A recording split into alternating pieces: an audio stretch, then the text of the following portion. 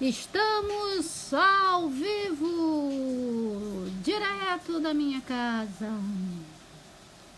E hoje nós vamos conversar com o Dalber Marques, que já esteve aqui conosco recente, diretamente de Portugal. E aí, Eric, boa noite, boa noite, boa noite, boa noite, boa noite a todos e todas e todes. Vamos lá. Vamos chegando, que hoje nós vamos conversar com o Dalber, que já está online. E hoje é comigo, Djalda Muniz, que estive também palestrando recentemente, falando sobre visualização de dados. Boa noite, Felipe Mozart. Boa noite. Olha, gente, lembrando que nós temos sorteio, hein?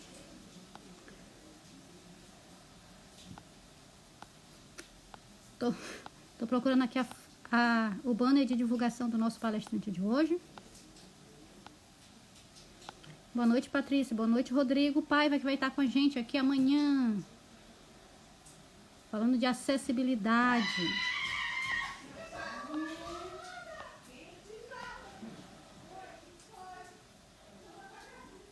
Aqui é o nosso palestrante de hoje. Vai estar falando sobre referenciais do profissional da informação.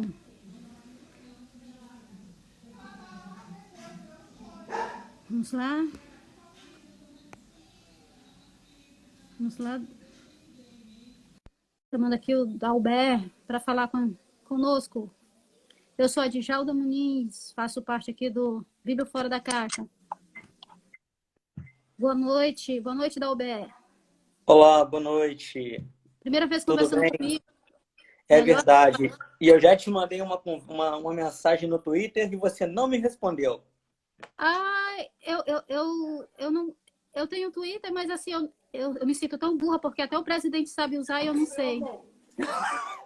Sabe sim, é porque você publica do Instagram para lá. Djalma, me conta, como é que chama aquele software que você utilizou na sua monografia? Jeff. Eu estou escutando, mas eu não sei escrever isso. Gephi. Ah, ok. Agora sim. Eu te perguntei isso lá. Ah, tá. Olha, eu posso te mandar a minha monografia. Sim, manda sim para me dar uma olhadinha. Tem várias explicações mais detalhadas, porque uma live não dá para explicar detalhadamente. Sim, é verdade, não tem jeito. Tem que ser só por alto. Como se diz aqui, por alto, passar por cima. Isso, exato. Eu já estou fazendo a extração dos dados aqui do perfil Bíblia Fora da Caixa, do Instagram. Já estou montando as tabelinhas para depois estar exibindo aqui para vocês como é que fica digamos, as interações, né? Ela está em formato em dashboard, mas eu pretendo mostrar em formato de grafos, utilizando o Bíblia Fora da Caixa, não, como é? O Jeff. Aí, e também outros softwares, né? Outras plataformas também. Então, boa noite a todos e todas e todes. Bom, nosso convidado de hoje é o Dalber. É Dalber, né? Que nem Dalber. Então, é Dalbert, só que tem uma Dalber. confusão muito grande. O certo é Dalber, porque o T é mudo, não se pronuncia. Mas só que o pessoal lá de casa, né, não sabia como é que era o certo de falar. E aí, Dalbert, e pronto, ficou. Agora é Dalbert. Certo. O meu D também é mudo, mas todo mundo chama de Djalda. Ah, então seria Jalda. Djalda. É Dejalda, só que o D pronuncia-se no seu caso, né? É. O meu não, o meu D não se pronuncia. Não é com DI, de. Mas aí eu já acostumei. A Jalda, sim. Pega junto Nomes aos assim dois. diferentes, a gente tem que perguntar, olha, pronuncia-se assim. Sim, Dalbert, pode começar. Você já sabe como nós fazemos aqui, são 20 minutos de fala. E aí, bate-papo com os nossos espectadores, que têm dado várias contribuições nas lives. E... Ok, vou colocar aqui a minha ferramenta. Tem uma ferramenta nova agora para ler os comentários aqui. Tem uma tecnologia de ponta aqui, ó. Agora eu consigo ler os comentários. Certo, mas nós Já temos tem aqui a a Anne Muraki aqui produção, comentando que é um té bem suíço. É sim, Anne. nós temos aqui a nossa produção, fica aqui nos apontando, olha, fulano aqui comentou isso, o Cicrão não perguntou aquilo, e eu fico acompanhando a produção aqui do Sim, lado. sim. Tá certo. Ok, então a primeira parte é a apresentação, não é isso? Isso.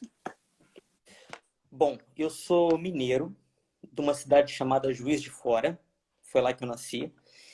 E mais ou menos de 10 anos para cá, eu venho me aventurando pelo velho continente. Agora eu estou num velho continente, mas num país muito novo. Eu escutei Djalda falando Portugal e a minha segunda casa é mesmo Portugal. Só que agora eu estou em Kosovo, que é um país da antiga Iugoslávia.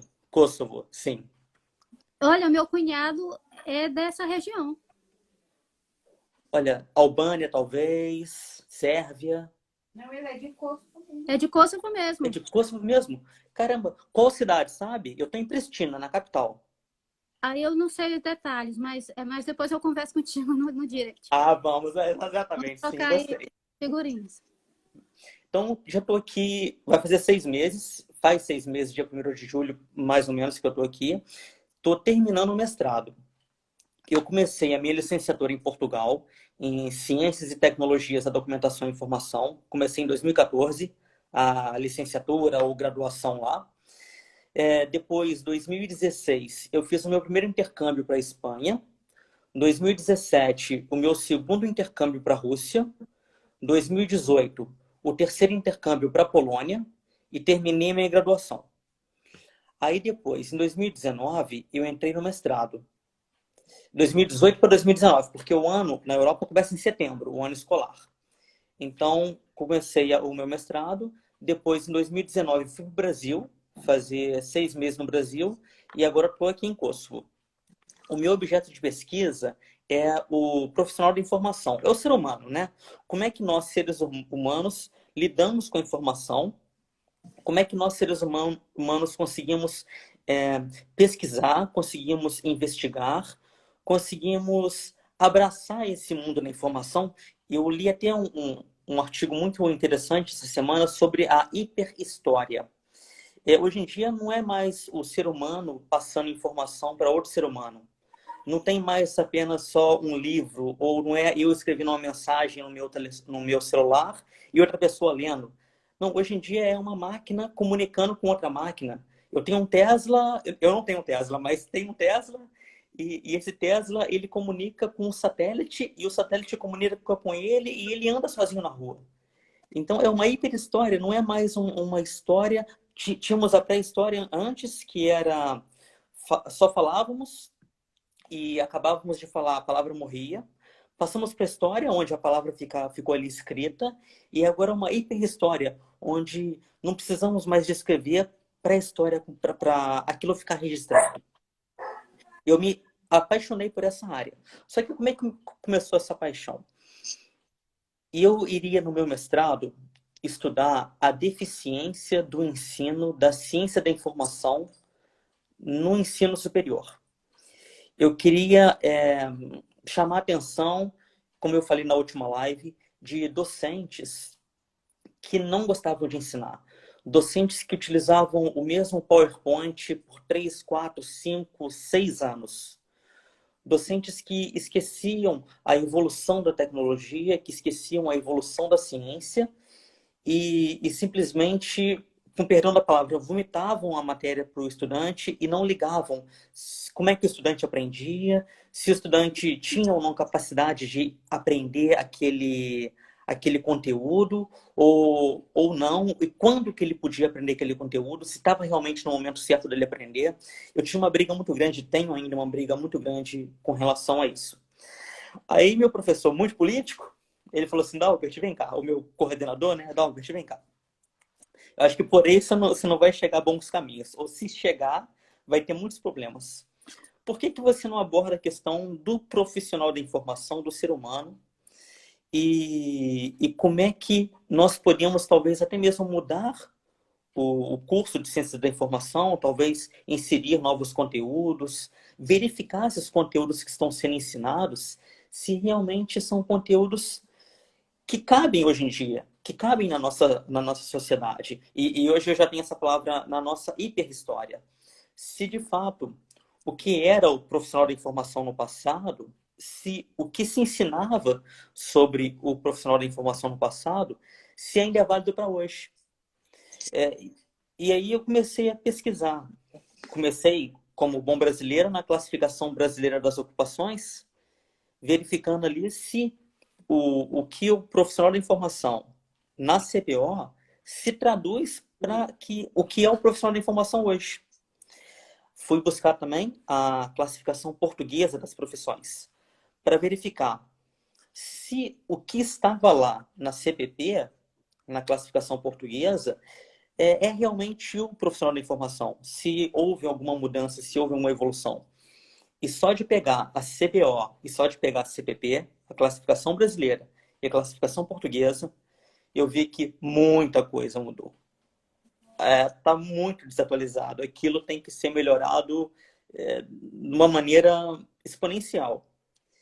E o problema é que para isso envolve política, né? Aí é uma outra parte que eu não vou entrar em detalhes, porque desconheço essa parte burocrática do negócio, mas a nossa sorte é que nós temos hoje no mercado profissionais da informação em várias áreas, não só nas Três Marias. Eu não sei se esse termo Três Marias, se vocês no Brasil já ouviram.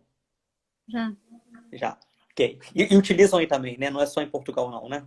Uhum. Ok.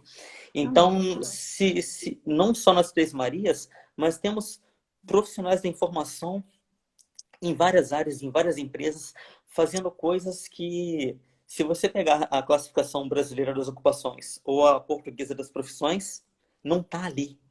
Não existe. Está atrasado. E eu comecei a me instigar com isso, eu comecei a me apaixonar, a pensar que eu não vou mudar nada, mas eu posso talvez colocar uma minhoquinha na cabeça de alguém que pode mudar. Eu penso, né? Eu tenho uma máxima que eu trago comigo também. Se você pensa que você pode e que você não pode, você está certo das duas formas. Não faço a mínima quem disse isso, já um monte de gente falou que é um monte de gente que disse, então eu não vou citar. Não sei. Mas isso acontece.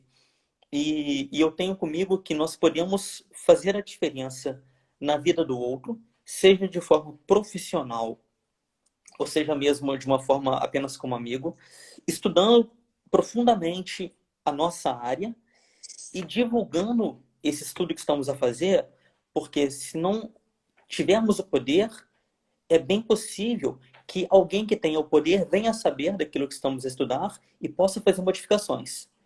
Mas se estudarmos ferrenhamente aquilo, profundamente, e não divulgarmos, ninguém fica sabendo, não acontece nada, o mundo não anda, o mundo não gira. Eu acho que a introdução é mais ou menos essa. Tá muito boa a introdução da dissertação.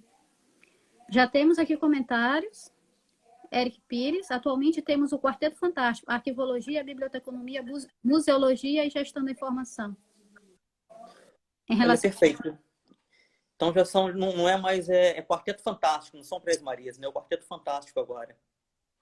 Muita gente concordando contigo aqui, ó. Arildo Prestes, o Sidney, é isso? Concordo plenamente. Mas se tu quiser continuar a tua fala. Sim, claro. Aí o que acontece? Então eu vou até abrir aqui para pegar uma colinha, né? Vamos começar aqui pela classificação brasileira das ocupações. Nós temos na classificação brasileira das ocupações alguns códigos que vão falar qual que é a sua profissão. Você que está na live, que não é um profissional da informação, talvez até seja, mas não sabe o que é, a primeira coisa que você tem que saber, tem referenciais, tem códigos da profissão que dizem respeito à sua profissão. Se você for do Brasil, você veja na classificação brasileira das ocupações qual é o nome da sua profissão e quais são as características que essa profissão tem. Vou dar um exemplo aqui, puxando sardinha para o meu lado, o profissional da informação, que está dentro de um grupo base, de uma família de profissões.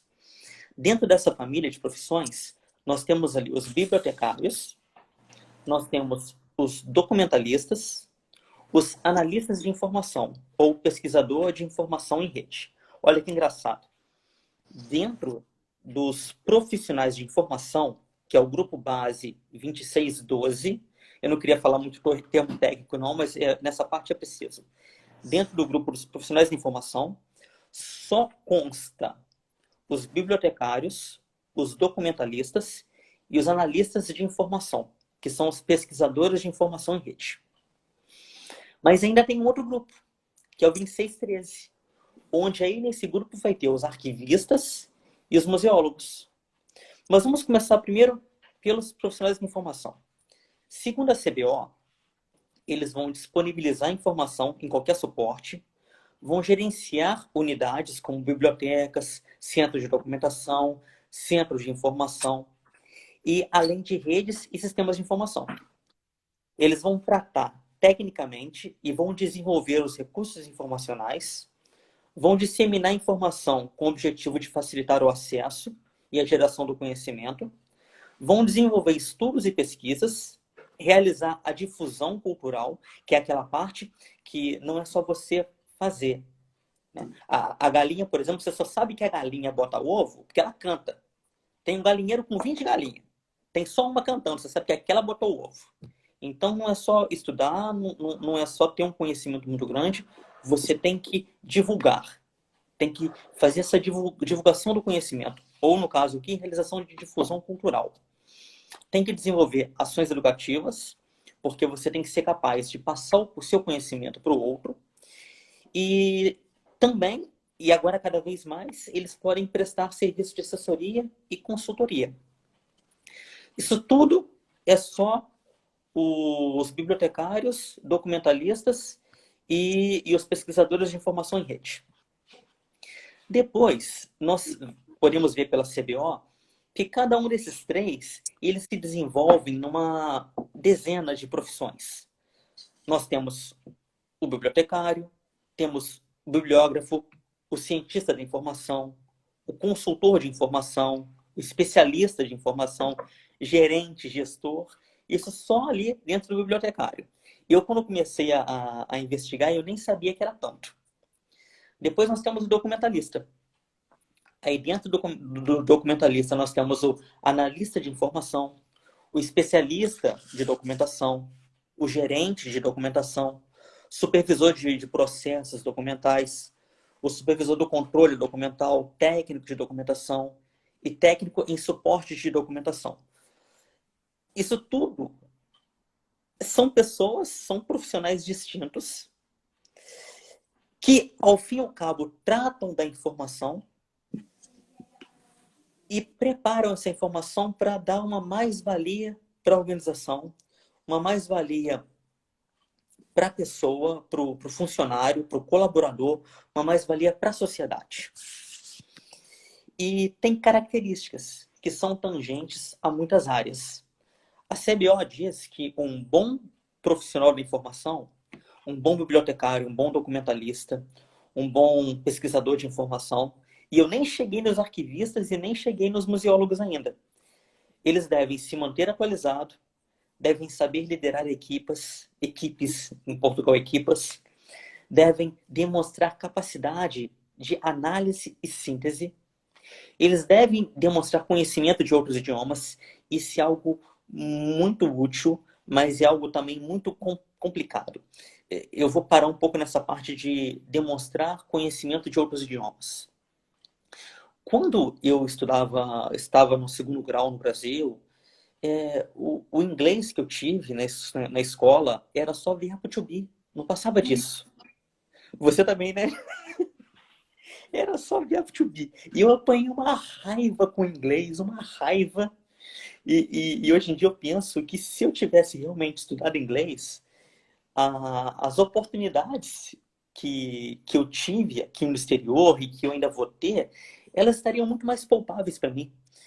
Eu falo um pouco de inglês, não sou fluente, falo o suficiente para sobreviver e para estudar, porque você pode ter uma fluência em um idioma de várias formas possíveis. Você pode ter uma fluência ao falar, você pode ter uma fluência ao escrever, uma fluência ao ler. Eu entendo o que eu estou lendo. Eu escrevo mais ou menos, graças a Deus que existe o Google Tradutor e o Microsoft Tradutor. Tá bem? E eu acho que eu falo mais do que eu entendo. Às vezes alguém está falando comigo em inglês e eu tipo fico pescando uma palavra e a outra para tentar montar um contexto, e lá, trancos e barrancos, lá vou eu, mas pronto, dá para encaixar. O profissional da informação, ele tem que saber um idioma, um segundo idioma, para além do português. Dou para onde doer, faça o que tiver que fazer. O Leandro Carnal, que eu acho que é muito, muito famoso aí no Brasil, ele fala que ele passava os finais de semana dele estudando conjugações em francês, porque o francês é a segunda ou terceira língua de trabalho dele. Então, se nós queremos, nós vamos ter que passar finais de semana analisando além do verbo to be. Vamos aprofundar nisso, para sermos realmente excelentes profissionais. Não só profissional da informação, excelentes profissionais em todas as áreas. É importante. O inglês, o árabe, o chinês. Eu acho que já estou exagerando, né? Mas pronto, vamos começar ali no inglês. Como idioma? Mandarim. Mandarim, exatamente. O chinês é um mandarim que hoje em dia está mandando no mundo, né? Com a pandemia, nós vimos o quanto que ficamos ali à mercê da China, em materiais, em diálogo, em conversa. É importante. Depois disso, de conhecimento de outros idiomas, a CBO diz que o profissional ele deve demonstrar capacidade de comunicação. E isso é muito abrangente. Eu descobri que não é só comunicação falada, não é só comunicação escrita, é comunicação interpessoal. Não é só falar, é como você fala. É o tom que você utiliza para falar. É as pausas que você faz ao falar. Alguém podia estar aqui falando a mesma coisa que eu estou a falar. Só que ele podia falar muito melhor ou muito pior do que eu. Por quê? Devido à tonalidade, o ritmo, o modo como se projeta a voz, o meu comportamento corporal, que eu tento às vezes prestar atenção, mas muitas vezes me passa ao lado. Isso tudo é comunicação. E comunicação pela informática. É algo que um referencial americano, ele diz que nós temos que saber nos comunicar pela informática, cada vez mais. Pela informática, não só pelo computador, não só pelo celular, mas por outros equipamentos que utilizam dados em formato de zeros e uns, por assim dizer. Como vamos comunicar? Não é que vamos ter que saber programação. Não. Tanto é que na sua live você mesmo disse que o bibliotecário quase que não tem ali uma programação muito palpável na emenda do currículo de curso.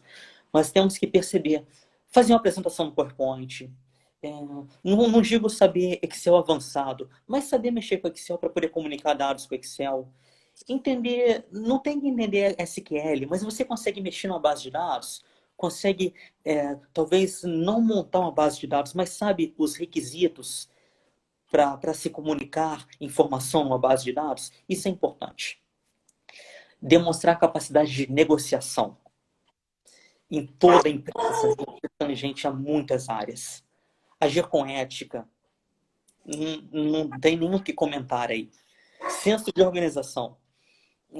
Eu tenho amigos que falam, eu sou muito bem organizado na empresa, mas a minha vida é uma desordem total. Tá mal.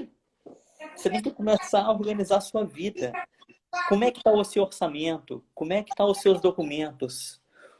Como é que está o seu dossiê médico? Você tem um dossiê médico? Sabe quais foram as suas últimas doenças que você teve? Onde é que estão as suas receitas? Onde é que estão aqueles papéis que você vai colocar no imposto de renda? Está organizado? Está escrito? Você controla os seus gastos? Você controla os seus horários? Organização começa aí, começa na sua vida pessoal. Demonstrar raciocínio lógico, capacidade empreendedora. Semana passada, ou foi essa semana mesmo, eu preenchi um inquérito de uma doutora ou mestre em ciências da informação que está investigando realmente o empreendedorismo no profissional da informação. Eu achei fantástico o inquérito que ela fez para abordar esse ponto. Demonstrar capacidade de concentração. Eu, particularmente, utilizo o método Tabata. Eu me foco durante X minutos e depois 10 minutos vai pro lixo. Vai pro lixo não, né? Eu desplugo. Então, 50 minutos eu estou ali estudando, investigando. Depois 10 minutos, vou fazer outra coisa. Esqueço aquilo. Depois volto para uma segunda rodada, para uma terceira rodada. Tem amigos meus que fazem de 2 horas. E eu ainda sou incapaz de fazer de 2 horas. Não consigo. Mas estou tentando chegar nesse ponto. Capacidade de ser proativo. O profissional da informação também tem que ser proativo. O profissional da informação, ele não tem que esperar acontecer, né? Ele tem que ser como a música, ele tem que fazer acontecer. Ele tem que não só resolver um problema, mas pensar lá na frente qual é um outro problema que pode vir a surgir e já pensar em como resolver aquilo. Como? Com o último ponto da classificação brasileira das ocupações. Ela fala que o profissional da informação, além de ser proativo, ele tem que ser criativo. E dessa forma, esse referencial, ele fecha o profissional da informação. E ele vai entrar depois com arquivistas e com museólogos, que eu não sei porque cargas d'água não está dentro dos profissionais da informação. Não faça a mínima por que não está. Se alguém aí que está nos assistindo sabe por que o arquivista e que o museólogo, na classificação brasileira das ocupações, não faz parte da família dos profissionais da informação, por favor, escreva que a assessoria da Djalma vai poder passar para a gente daqui a pouco. Já temos algumas perguntas aqui. Ok, força. Vamos a isso. Já quer que eu faça as perguntas? Sim, pode fazer, que depois a gente continua. O Eric André perguntou aqui. Não, aqui foi um comentário. Na sua opinião, o que falta para o profissional da informação ser, de fato, transdisciplinar? Ok. Força de vontade. Mas eu vou explicar. É muito difícil ter força de vontade. Nós temos duas questões aí, né? Ele pode estar falando do ponto de vista do reconhecimento social, né? Do profissional da informação ser reconhecido dessa transdisciplinaridade pela sociedade, ou pessoalmente ele ser multitarefas, ele ser multifacetado. Para ele pessoalmente ser multifacetado, o que ele tem que fazer é buscar novos conhecimentos. Um dos pontos do Euroreferencial, é um referencial europeu do profissional da informação, é outros saberes. É o profissional da informação ter conhecimento de outros saberes. E aí entra uma panóplia de termos que é conhecimento, competência, habilidade e aptidão. Eu primeiro vou conhecer e vou estudar. Depois, na verdade, vem a habilidade, que no inglês tanto é traduzido como skills, como skill, quanto como ability. E também tem uma briga muito grande. Tem uma corrente francesa que fala uma coisa, uma corrente americana que fala outra, mas o primeiro depois que o profissional tiver o conhecimento daquilo, ele vai colocar o conhecimento em prática. Ele vai ganhar habilidades. A partir do momento que ele vai ganhando habilidades, naquela outra tarefa que ele quer desenvolver, vamos colocar como exemplo, eu quero programar em C, ou quero programar em Python. Eu acho que é Python que fala, Python, que é uma linguagem que, segundo eu tenho visto nas redes sociais, está muito em voga, mas não quer dizer que esteja também. Eu quero programar aí. Então eu vou começar adquirindo conhecimento. Depois eu vou começar a fazer exercícios em Python, para mim ganhar habilidade naquilo, para mim aprofundar. A partir desse momento, eu posso vir a ter dúvidas. E quando eu começo a ter dúvidas, é sinal que o conhecimento está começando a entrar em mim. Por quê? Se eu entro na cabine de um avião, eu olho para o painel, eu não sei nem perguntar, eu não tenho dúvidas, porque eu não tenho conhecimento nenhum para ter dúvidas de como pilotar um avião. Aí eu tenho uma hora de aula de brevet. Uma hora de aula que o piloto vai me ensinar, o instrutor, como é que funciona o painel. Aí eu vou começar a ter dúvidas. E tem profissional da informação que para aí. Que ele começa a ter dúvidas e ele abandona o estudo.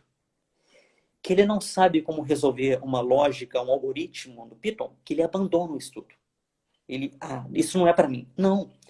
Dúvida é sinal que o conhecimento está na esquina. Continua mais um pouquinho que a sua dúvida vai ser sanada e você vai passar a ter competência.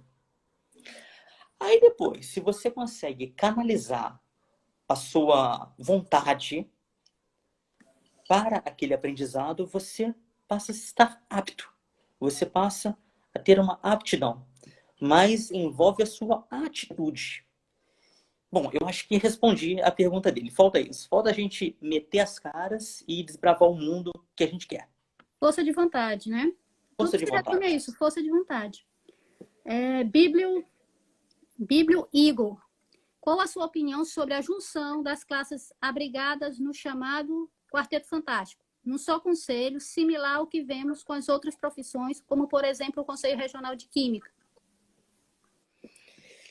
Bom, nós vamos ter, no meu ponto de vista, e o ponto de vista é a vista apenas de um ponto, né? Eu vou estar olhando só ali um quadradinho do diamante, eu estou aqui no diamante, eu não sei se eu sou capaz de fazer assim com o diamante e olhar os outros lados, porque tem muita coisa envolvida, principalmente política. E eu acredito que se o Quarteto Fantástico se unisse numa única classe, numa única profissão, o profissional da informação, provavelmente conseguiríamos muitos recursos, conseguiríamos abranger o nosso conhecimento, conseguiríamos um reconhecimento maior da nossa área, porque não é só o bibliotecário puxando a sardinha para o lado dele, não é só o arquivista puxando a sardinha para o lado dele e assim por diante. Não. É todo mundo brigando pelo mesmo. Só que também acontece uma outra coisa. Se você tinha, por exemplo, 1 milhão de reais sendo aplicado nas bibliotecas, 1 milhão sendo aplicado nos arquivos, 1 milhão nos museus, quando você junta, nem sempre você vai ter o somatório. Você tem uma sinergia. A sinergia você vai ter com certeza das pessoas. Mas até que ponto isso pode ou não se refletir numa sinergia por parte do governo? Não sei. Para mim seria ótimo. Eu sou a favor da união, mas na limitação do meu ponto de vista. Certo. Ele também englobou na mesma pergunta engenharia, entre outros, visto que alguns deles não possuem essa representação. Bom, eu como já tenho uma certa visão dos CRB e CFBs, eu acredito que seria muito, muito bom ter essas outras profissões integradas, né, nos conselhos. Até porque a gente teria muito mais recursos para fazer as fiscalizações. Porque uma classe como a bibliotecária em nosso país é muito pequena, de certa forma desunida, né? Então, que inviabiliza a questão da fiscalização. Até porque o número de profissionais que estão inadimplentes é muito alto. E não tem recursos de governo, porque é uma autarquia. Aqui nós temos também a pergunta do Sidney. Pergunta aqui. Como você observa o posicionamento sociopolítico de alguns bibliotecários no Brasil? De fora, eu estou literalmente de fora, de fora, de fora. Eu vejo que muitos não estão nem aí, não querem saber. Querem ir para a biblioteca, querem cumprir o seu horário de trabalho, não querem ter dor de cabeça, não querem ter chateação, querem ir para suas casas. Eu vejo isso de fora. São poucos os que fazem, como, por exemplo, a Bíblia Fora da Caixa está a fazer. Está tentando, de alguma forma, dinamizar algo para além da biblioteca, para além deste universo, para tornar mais abrangente, para tornar conhecido. Falta também uma confiança na política. E, sem citar nomes de políticos ou coisa do tipo, nós vemos que o bibliotecário ele tem que ter um curso. O bibliotecário tem que fazer uma faculdade. O bibliotecário tem que ter estágio. Tem que ter... no Brasil, tem que estar na associação, esqueci como é que chama, né? CRB, né? Que você falou isso, né? É o conselho. O conselho. Em Portugal não precisa, mas aí precisa. O bibliotecário tem que fazer 30 por uma linha, tem que fazer muita coisa. Agora, quantos políticos são realmente, além de ser carismáticos, eles têm conhecimento da área onde eles estão atuando? Quantos políticos têm, talvez, um curso na área de política, um curso superior? Eu não sei, não é preciso, mas será que se tivesse, poderia ser diferente? Será que se o político ele tivesse realmente o conhecimento de causa, ele tivesse um senso de antropologia, um senso de ética, um conhecimento pesado nisso, que seja ou adquirido em campo, no dia a dia do trabalho dele com as pessoas, que realmente adquiriu esse conhecimento, promoveu esse conhecimento para uma habilidade, essa habilidade para uma competência, será que estaríamos melhores ou piores? O bibliotecário olha para isso, vê que tem políticos lá que não sabem nem o que estão a fazer e desanima. É isso. O Rodrigo Paiva, que vai estar com a gente aqui amanhã, palestrando, pergunta: Dalbert, tem uma curiosidade. Você pode nos falar brevemente sobre o perfil do profissional da informação nos países que integram a antiga União Soviética, na Rússia e Kosovo? Então, nós temos os países da antiga União Soviética, entre eles, do que eu tenho conhecimento, Ucrânia e Rússia, conhecimento de realmente ter convivido com profissionais de informação nesses países. E temos a antiga Iugoslávia, que é Kosovo, Albânia, Sérvia e esses outros países. E também conheço alguns profissionais de informação da área de cá. Na Rússia, eles são muito fechados com relação às normas. Eles não conseguem muito pensar fora da caixa, até onde eu pude presenciar, até onde eu pude sentir. Eles estão muito presos pelas legislações que eles talvez nem conheçam. E têm medo de fazer alguma coisa e serem punidos por aquilo. Eles não vão. Você não vai ver bibliotecários lá fazendo paralisações ou greves ou coisas assim muito grandes. São coisas muito pontuais, muito pequenas, porque eles realmente têm um receio da política. O conhecimento que eles têm é um conhecimento parecido com o brasileiro. Mas, por exemplo, olha que engraçado. O LinkedIn é proibido na Rússia. Então, por aí você já vai ver. Parece China, né? Que eles proíbem algumas coisas, mas você não consegue acessar o LinkedIn sem utilizar uma VPN na Rússia. Não dá. Mas isso não impede que russos tenham LinkedIn. Porque eles conhecem a VPN e eles fazem o LinkedIn. Tem muitas coisas com relação a empréstimos de livro. Não são todos os livros que no Brasil se pode emprestar, que lá pode se emprestar. O bibliotecário não pode fazer uma campanha de conscientização ao silêncio, por exemplo, numa biblioteca. Sem antes pedir uma autorização de uma pessoa, uma alta patente do governo. Não dá, isso não acontece. Eles estão embaixo de muitas regras. E os profissionais de informação dentro das empresas, eles se limitam a cumprir as ordens que o empresário, que o diretor dá.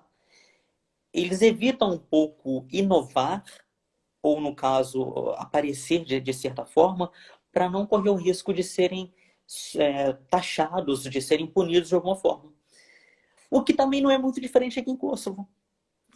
Infelizmente, e falei hoje com um local daqui, um menino daqui, que falou comigo: Dalbert, sai daqui, foge daqui, nunca mais volta aqui. Por quê? Porque as coisas são muito limitadas. As pessoas, elas querem fazer mais, só que o governo não deixa. Na faculdade, eles querem fazer mais na faculdade, mas a diretoria, a reitoria não deixa. No dormitório, aqui é proibido fumar dentro dos dormitórios. A administração do dormitório fuma dentro do dormitório. É proibido fumar dentro da faculdade. Os professores fumam dentro da faculdade. Então, você já vê por aí como é que funciona, como é que são os profissionais de informação. E se eles querem inovar, eles não podem inovar. Por quê? Porque tem pessoas fazendo coisas erradas e eu acho que eu já me estendi demais. Não era para ser brevemente, eu acho que brevemente foi pro saco. Mas pronto, eu acho que eu respondi. Certo, eu estou me concentrando mais nas perguntas do que até nos comentários. Os comentários eu vou deixar por último, porque a gente já está com o horário um pouco avançado. A Emanuele Barros pergunta aqui. Há poucos dias vi uma discussão sobre o combate às fake news. Como você vê o papel do bibliotecário em relação a isso? O bibliotecário, ele primeiro, claro que ele vai combater a fake news. Só que tem gente que vai aprender pela dor e tem gente que vai aprender pelo prazer. Como é que é isso? Eu tenho que saber a necessidade informacional do meu utilizador e como é que eu vou suprir aquela necessidade informacional. Tem pessoas que vai acreditar piamente você chegar para a pessoa e falar assim, olha, isso é fake news. Vai ter pessoas que você vai ter que contar uma história para ela entender que aquilo é fake news. Vai ter outros que você vai ter que fazer uma fake news, mais uma true news, em formato de fake news, para ela entender que aquilo é fake news. Eu confundi um pouquinho, mas o bibliotecário, ele tem que divulgar a fake news, né? Tem que mostrar para o utilizador como é fake news, mas tem que entender que cada utilizador, ele aprende de um jeito. É a mesma coisa na campanha do silêncio. Vai ter gente, você está na biblioteca, tem um grupinho falando. Se você chegar no grupinho e mandar o pessoal calar a boca, pode ser que 2 ou 3 de 10 nunca mais falem. Mas pode ser que 4 ou 5 falem ainda mais, porque se sentiram feridos, magoados. Então, é saber como abordar a fake news com cada grupo de utilizador. Eu acho que é isso. Certo, eu digo mais. Eu acredito assim que nós estamos perdendo uma grande oportunidade de sermos digamos, os personagens que vão solucionar essa questão das fake news. Porque, assim, nós não somos convidados quando, por exemplo, tem esses debates sobre fake news. Ora, nós somos os profissionais que sabem como checar a veracidade. Sendo que, se tu procurar em qualquer site, desses que boatos.com e faças, não existem bibliotecários trabalhando nesses sites, nesses blogs que fazem as buscas, que checam se o conteúdo realmente é verídico ou não. Nenhum bibliotecário, por exemplo, divulga que montou um site, está precisando de ajuda para combater as fake news. Não, eu ainda não encontrei isso. Entendeu? Eu acho que mais ou menos assim, o bibliotecário precisa aparecer nessa questão da fake news. Fica muito restrito a questão, por exemplo, até nos grupos de WhatsApp de bibliotecários postam fake news sem nem ao menos checar. Sim. Isso me dá uma raiva, você não imagina a raiva que eu sinto, que eu sinto quando eu vejo que uma pessoa, um bibliotecário, um arquivista, um profissional de informação partilhou uma fake news. Quando chega para mim no WhatsApp e eu vejo quem mandou. Que raiva. Vontade de ir lá na cara a gente até cai, realmente, porque às vezes a fake news é tão assim, bem feita, bem esquematizada, e até parece uma fonte e tal, mas aquela ânsia de compartilhar é mais forte do que o juramento que nós fazemos na nossa colação de grau. Nós checamos. Nós temos mais Eu fiz um vídeo há 1 ou 2 semanas atrás, um vídeo de True News.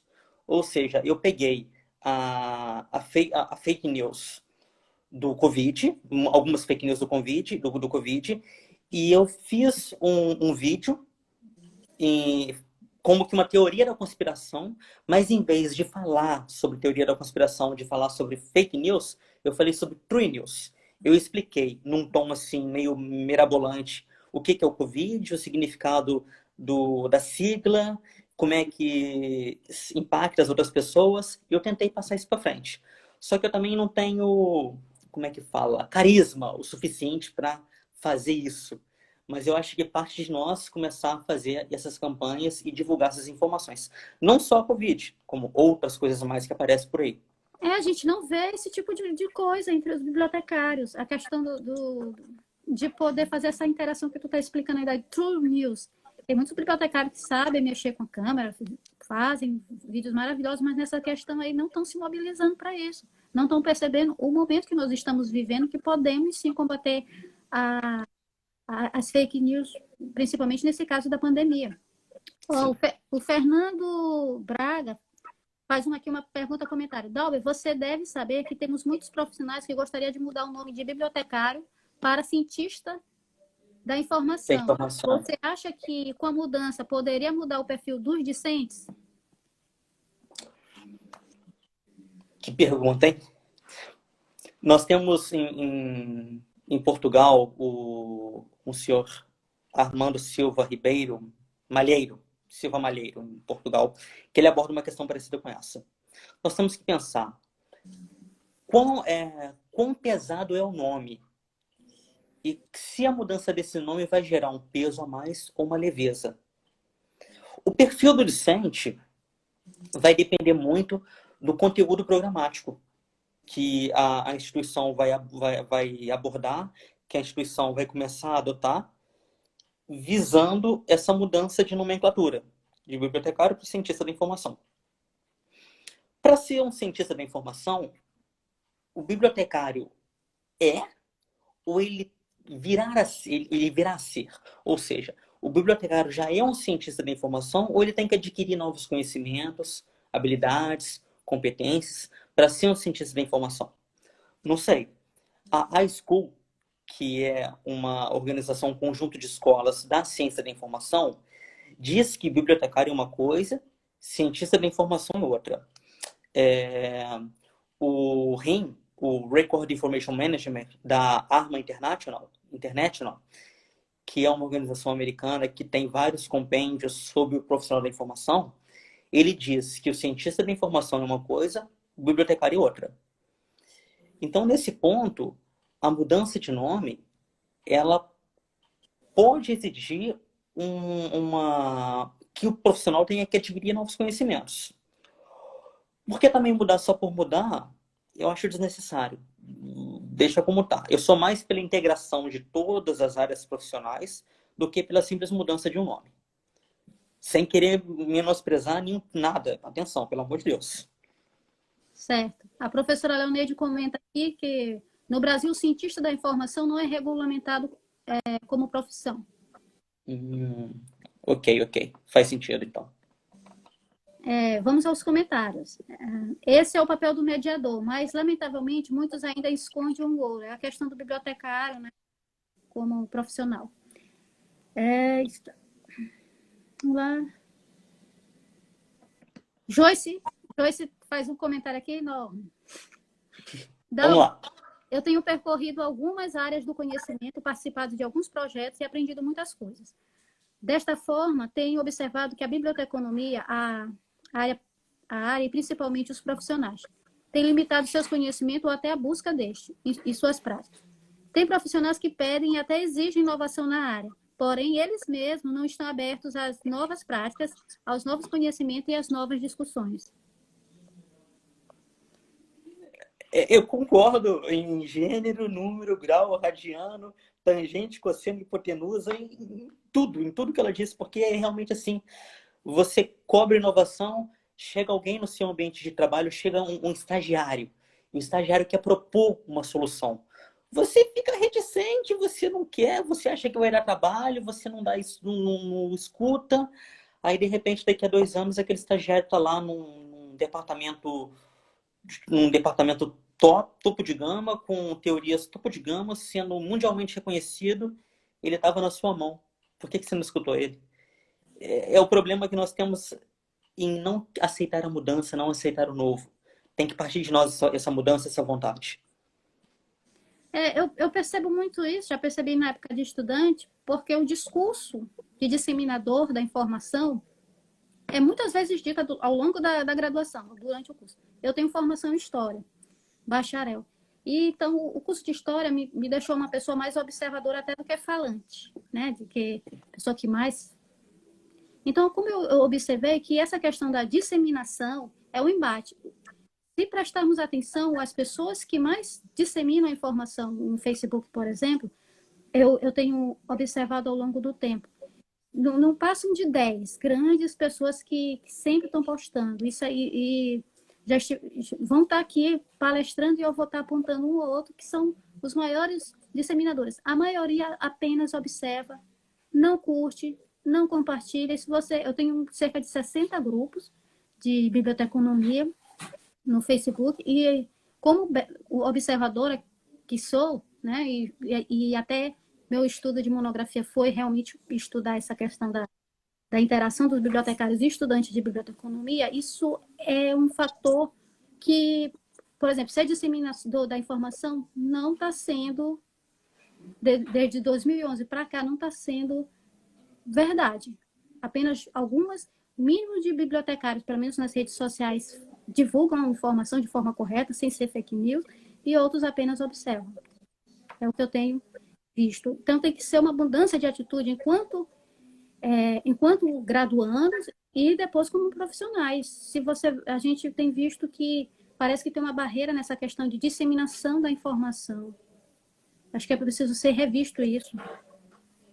Não, temos poucos blogs, poucos canais de YouTube. Se for fazer por exemplo, uma triagem, né, um levantamento de quanto temos, por exemplo, e outros profissionais que também são da informação, a gente vai ver que os bibliotecários têm menos. Então, como é que ele é disseminador de informação, sendo que ele não participa de quase nada? Assim, é o mínimo e mínimo. Eu posso te indicar aqui alguns profissionais que disseminam informação assim, pelo menos no Facebook. O Sidney, que ele está até aqui, é de um grupo que eu sigo. O Eric André, o Alan, tem a Nilzete Gomes, que também vai estar aqui comigo. A Letícia. Então, são pouquíssimos. Eu não entendo essa questão da disseminação ser um empecilho para o bibliotecário fazer seu marketing pessoal, lógico, e divulgar a profissão. A questão da inovação perpassa também por isso. Há também uma barreira quando a gente fala de fazer umas pesquisas com análise de dados, porque eles acham que não é nosso papel trabalhar com dados. É sim, nós vamos fazer a mediação da informação. É isso que eu quis dizer na minha live, acho que de terça-feira, que a questão de eu trabalhar com os dados do Facebook foi justamente para mostrar que o bibliotecário ele não está sendo um disseminador de informação. Ele precisa aproveitar esse momento para estar combatendo as fake news, divulgando seus trabalhos. Atualmente, com home office, como é que está sendo isso? A gente não está vendo. A gente está vendo várias lives, mas e o nosso canal tem feito muito isso, é divulgado pessoas que não, por exemplo, são bibliotecários que não aparecem. Se você for fazer um levantamento, nós aqui trabalhamos com pessoas que geralmente elas não estão sempre em seminários, congressos, palestrando. Eles são pessoas que estão pensando fora da caixa, mas por conta disso, para incentivar o bibliotecário a disseminar a informação, disseminar o seu trabalho. Concordo. Aqui apareceram mais comentários aqui. Vamos lá. Eita. Aqui a professora Leoneide. Eita, Fernando Braga, presidente do Conselho Regional de Biblioteconomia da Terceira Região. Okay. Ele tá falando daquela questão do nome, né, da mudança do nome. Ele acredita que deveria permanecer como bibliotecário e diz assim: cientista se tornaria observando uma variedade de conhecimento. A professora Leoneide comenta que a mudança de atitude se inicia na graduação, no engajamento político, no comportamento crítico em sala de aula, na postura proativa, no diálogo científico, na participação em pesquisa e extensão. Perfeito. Excelente colocação. Não é? Deixar a preguiça de lado e fazer alguma coisa. Isso. Que mais? Celina fala: isto é uma situação comum em todas as áreas. A resistência faz parte. Marçal: tem que focar em uma área específica para o trabalho bem feito. Professora Leoneide, novamente. Agora é só um comentário. A extensão universitária nos permite sair da caixa, viver a realidade concreta e contribuir com o desenvolvimento das comunidades por meio da democratização do acesso à informação, à leitura. A Biblioteconomia no século XXI comenta aqui: concordo com você, Djalda, pois poucas pessoas estão preocupadas com a divulgação da informação de forma responsável.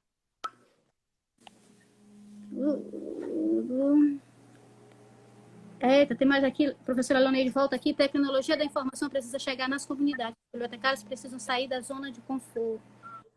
Bom, gente, eu espero que terminar aqui os comentários, mas espero que tenha, né, sanado um pouco as dúvidas de vocês em relação à temática de hoje com o nosso Dalbert. Então, a gente já está encerrando. Já tá... Agora, né? Uhum. o horário, você pode começar seus agradecimentos. Ok, pronto. Bom, eu queria agradecer primeiro a Bíblia Fora da Caixa e também a Djalma por essa oportunidade de estar divulgando esse trabalho dos referenciais. São imensos. Faltou ainda falar, por exemplo, do referencial em si, do RIM, do referencial da Isla, de outros referenciais também do profissional de informação, só que isso fica para uma próxima ocasião. E eu tento desenvolver um trabalho de divulgação dessa área da ciência da informação, que é uma área que toca a mim e que eu tento tocar o outro também dessa forma. Que aquilo que você gosta muito, daquilo que você está cheio, é que você vai conseguir falar. Mas não fique cheio e guarde para si. Fique cheio e divulgue. E se você está cheio de fake news, divulgue True News. Transforme essa fake news em True News e mande para o mundo da forma como você acha que vai atingir o outro. Por quê? Vai atingir 2, 3, não vai atingir todos. Mas aqueles poucos que atingirem, eles também irão transformar a informação, irão atingir outros tantos. E agradeço por essa oportunidade. Certo. As demais referências que você utilizou, pode mandar aqui pelo direct, que a nossa web design, a nossa design Joyce vai fazer as imagenzinhas, os bannerzinhos para os espectadores que ficarem interessados. Ok, então, pode deixar, eu vou mandar sim. E amanhã nós temos um papo com ele, o bibliotecário Rodrigo Paiva. Informação e acessibilidade dos usuários. Eu não consigo ler daqui. Usuários surdos em repositórios digitais. É isso? Muito bem. Não esqueçam de seguir a gente no YouTube e no Facebook, tá, gente? Nossos vídeos, esse vídeo de hoje vai estar disponibilizado, eu acho que no IGTV, aqui no Instagram e também no YouTube. Não esqueça também do sorteio. O sorteio parece que vai ser domingo, se não me falha a memória. É muita informação. Olha, tem gente aqui pedindo uma nova live, Dalber. Vamos, quem sabe no próximo live não podemos falar dos outros referenciais, né? Fica por vossa conta. Comigo, que aí a gente tem um debate bacana. Até porque eu, com essa questão da profissão mesmo, que eu tenho uma ligação profunda. Certo? Adorei. Joyce, então vai ser contigo a próxima live também, né? Vai ser contigo. Que a gente vai trocar figurinha sobre o Kosovo. Kosovo? É verdade, com certeza. Olha que eu quero saber. Minha irmã, ela é casada com o albanês de Kosovo. Por que falar albanês de Kosovo? Ou um kosovês? Tem isso. Eu nunca soube dizer, quando me perguntam, o país, né? Porque teve essa separação da antiga era Yugoslávia, uma coisa assim. Depois era Sérvia, aí a Sérvia se dividiu e uma parte virou Kosovo e outra parte continuou sendo a Sérvia. Certo. A gente ainda tem alguns minutinhos. Temos 2 minutos. Temos 2 minutos? Okay. Dá para falar bastante coisa. Bom, ok. Então, deixa eu continuar aqui essa parte dos referenciais. Deixa eu ir já para o segundo aqui. Eu vou pular a classificação portuguesa das profissões, porque eu não gosto muito dela. Por quê? Porque ela não tem o termo profissionais da informação. A classificação portuguesa, ela tem no subgrupo dos profissionais da informação apenas o termo bibliotecários, arquivistas, curadores de museu e similares. Imagina uma palavrinha, similares, a quantidade de informação que está aí dentro, dessa palavrinha pequenininha. Só que a CPP fala que esses profissionais, eles compreendem tarefas e funções de arquivo, curadoria, museologia, biblioteconomia e outros especialistas de informação relacionados, com especial incidência no desenvolvimento e manutenção de coleções, em arquivos, bibliotecas, museus, galerias de artes e assim por diante. Aí vamos entrar no euroreferencial, que com certeza não dá para falar sobre ele aqui na íntegra. 40 segundos agora. Ok. E esse euroreferencial vai ficar com uma próxima oportunidade. Então, gente, nós vamos marcar com o Dalbert numa próxima live para dar uma complementação, né, na live de hoje, porque já encerrou, certo? Então, obrigada a todos e todas. Obrigada, Dalbert. Vamos conversar mais sobre o Kosovo. Com certeza, disponha sempre. Estou curioso também. Estou interessada em ingressar por esses tempos. Estou estudando aí. Bora ver. Boa noite a todos e todas.